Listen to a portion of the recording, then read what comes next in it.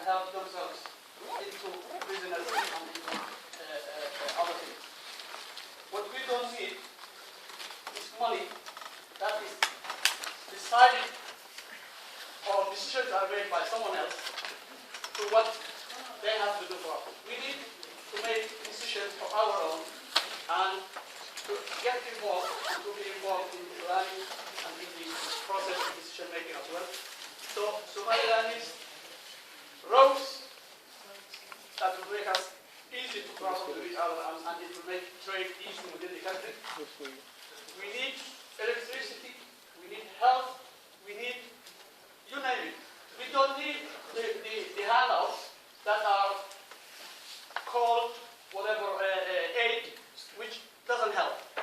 We need help to build our country and we need help to depend on ourselves. So please, if you are DFID or USAID or whoever, this country is really in need of a real support. And the real support is to get education, because education is the basis of everything. And in that we need universities to be improved and colleges to be built as soon as possible. And we need to improve infrastructure. Thank you very much.